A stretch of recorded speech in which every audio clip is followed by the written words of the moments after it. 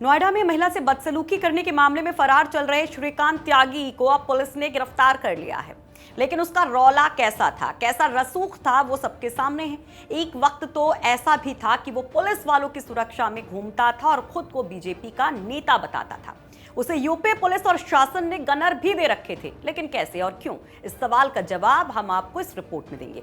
नमस्कार, आप देख रहे हैं यूपी तक और आपके साथ मैं हूं सुषमा। मामला 2018 का है, जब गाजियाबाद में एक स्थानीय व्यक्ति से हुई मारपीट के बाद श्रीकांत त्यागी को एलआईयू की रिपोर्ट पर एक गनर दिया गया था। उस समय गाजियाबाद के एसएसपी वैभव कृष्ण थे।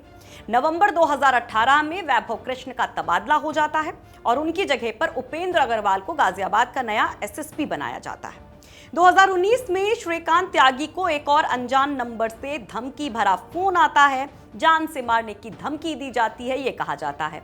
तो ये कहा गया कि पाकिस्तान से ये कॉल आई थी और ऐसे में 2 और गनर उसको दे दिए गए।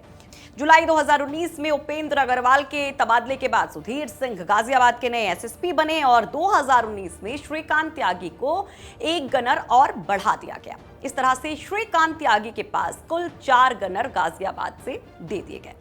एक बार गनर मिलते ही मानो उसे रसूख का नशा सा होने लगा और जैसे वो इस जुगत में ही लग गया कि कैसे गनर की संख्या बढ़ाई जाए, कैसे रौले को बढ़ाया जाए।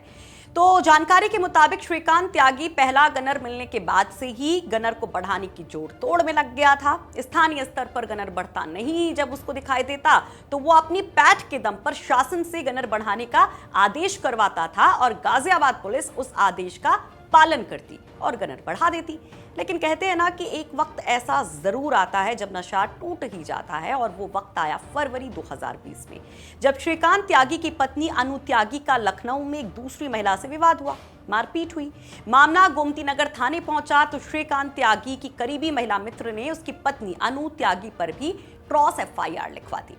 पति पत्नी और वो के विवाद में श्रीकांत त्यागी की वजह से बीजेपी की बदनामी होने लगी तो शासन ने फरवरी 2020 को दिए गए सभी गनर हटवा दिए। अब महिला से बदसलूकी के मामले में श्रीकांत त्यागी शासन और पार्टी के लिए किरकिरी का सबब बन गया है। लिहाजा शासन स्तर पर उन फाइलों को खंगाला जा रहा है जिनके आधार पर श्रीकांत त्यागी को 4 गनर देने के आदेश दिए गए थे। लेकिन बड़ा सवाल यह है कि जब योगी सरकार में ही श्रीकांत त्यागी को गनर मिले थे और वापस भी ले लिए गए तो किसके कहने पर, कौन था श्रीकांत त्यागी का संरक्षक और क्या जांच में सच का खुलासा होगा?